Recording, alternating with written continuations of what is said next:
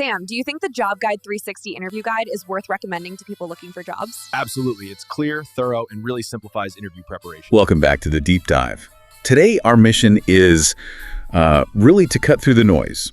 We want to deliver a blueprint for high-stakes leadership. Yeah, we're looking at the public relations manager role, a big one. Exactly. We're taking the actual evaluation criteria for this top job and tuning it into, well, actionable knowledge for you.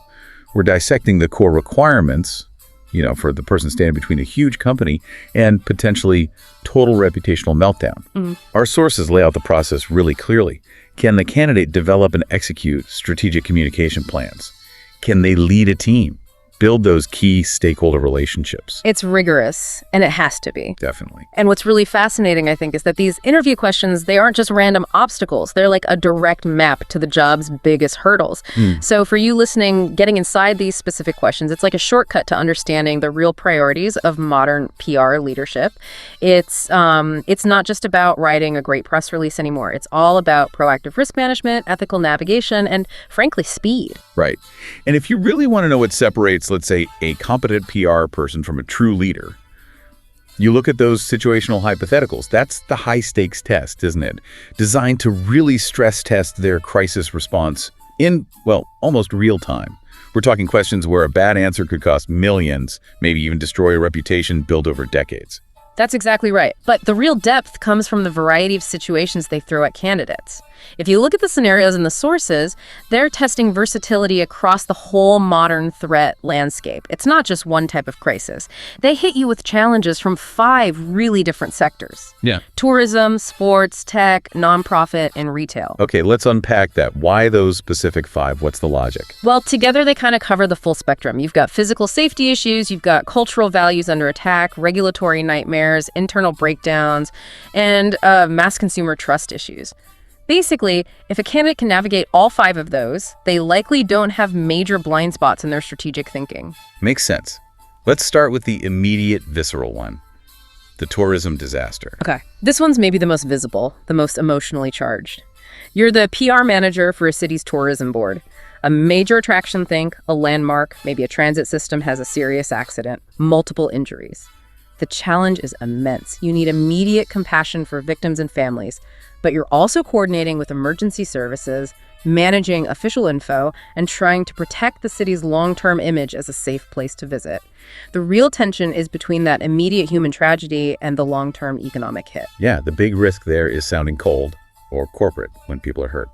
Okay, next up, a very different field. Sports allegations. More about values. Exactly. This tests the candidate's ethical core. You're dealing with cheating accusations, maybe misconduct, in a high-profile game or event. It threatens the integrity of the sport itself, and the knee-jerk reaction might be denial, right? That's the easy way out.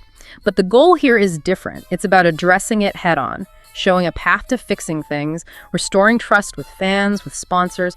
It's a huge balancing act. You're protecting players, or coaches maybe, but you also need transparency about the investigation. You're dealing with belief, with loyalty, much trickier than just a faulty product. That's a really interesting distinction, belief versus liability. Okay, let's shift gears again. The complex, often hidden threat.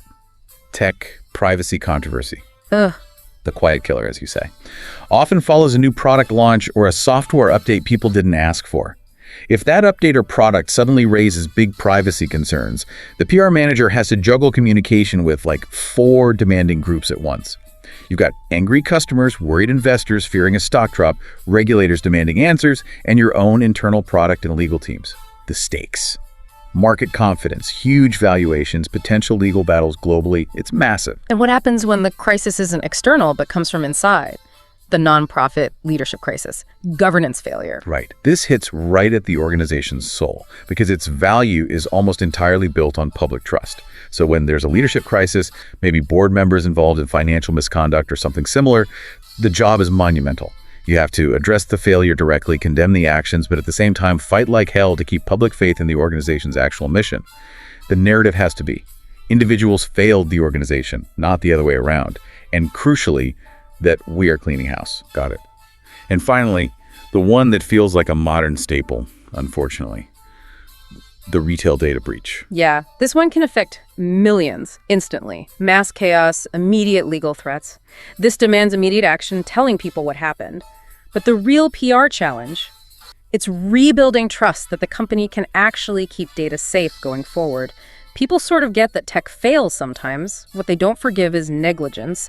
So the candidate needs a clear plan, how often they'll communicate, what solutions they're offering, showing a real long-term commitment to security. It's a make or break moment for customer loyalty. Wow. That breakdown really highlights that these questions aren't just asking what you do, it's how you navigate these incredibly conflicting demands from all sides. Exactly. It's about judgment under extreme pressure. Okay, so if crisis management is like the fire extinguisher, we need to talk about the smoke detectors too, right?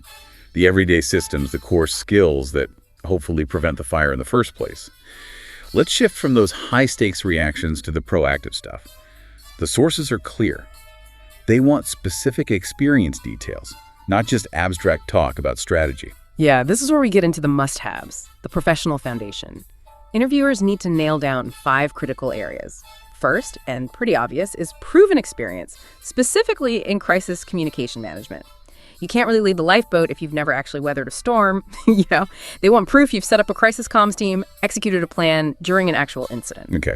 Second is that tricky one, the metrics question. Okay. How do you actually measure the success of a PR campaign? PR measurement is notoriously tough. How do the sources suggest getting past just counting likes or mentions? That's the key, moving beyond vanity metrics. Good answers focus on impact. Did the campaign genuinely change public perception on something important?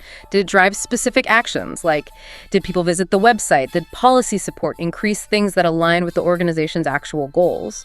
The candidate has to show they can connect PR work directly to measurable outcomes, proving ROI, not just that they were busy. That's a huge shift.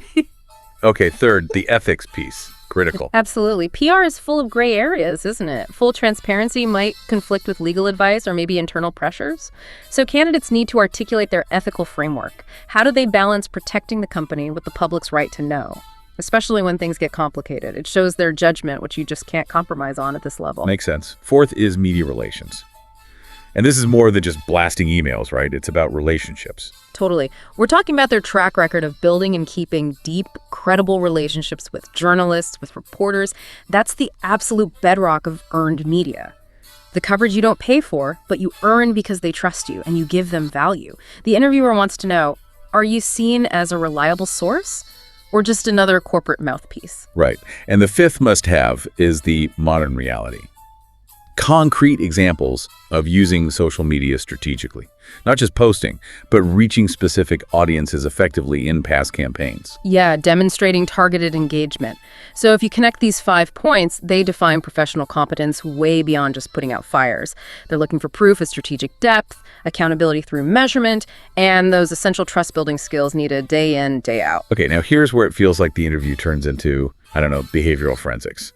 They use structured questions, usually the STAR method situation, task, action, result demanding specific past examples. No hypotheticals here, they want proof. Precisely.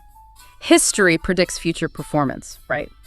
The sources highlight 5 key behavioral examples they're looking for, all about resilience, strategic thinking, and results. First one, test diplomacy. Dealing with negative feedback from a client about the organization, they need to detail the actions taken to actively turn it around. Not just saying sorry, but how did they actually shift the relationship or the narrative? Okay, number 2 brings us back to crisis, but focuses on their personal role. Recalling a major crisis and detailing the specific actions they personally took to minimize the damage. Tests composure, execution ability. Exactly. Third is about proactive wins. Describing a project that got significant positive media coverage.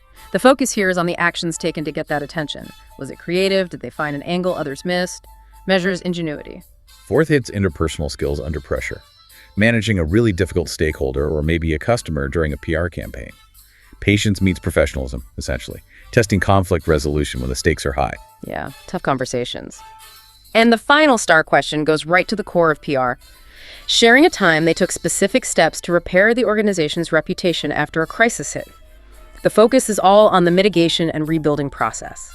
Can they show they know how to rebuild trust, like brick by brick, not just stop the immediate bleeding? It really feels like the whole process is designed to find any potential cracks in their armor.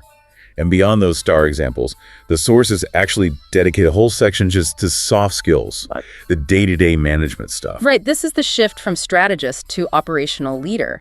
PR is chaotic, so they need to show how they juggle multiple projects, tight deadlines, while still keeping quality high everywhere.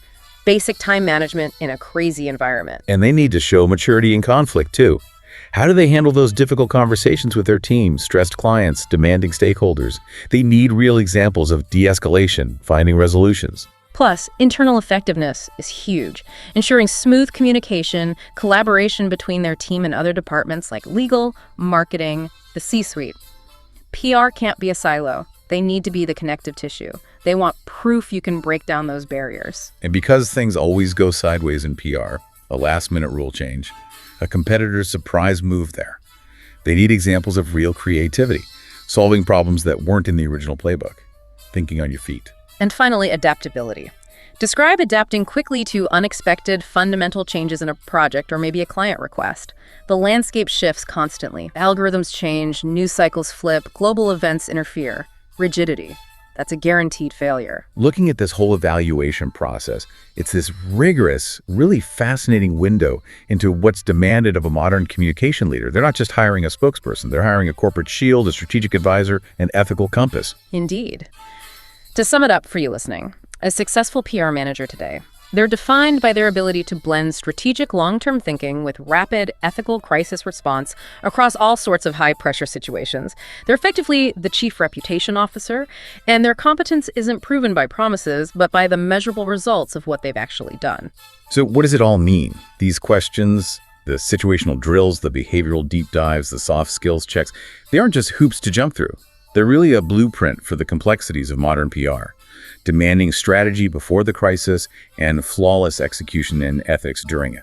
It does raise an interesting final question for you to maybe mull over, thinking about the true cost of managing reputation.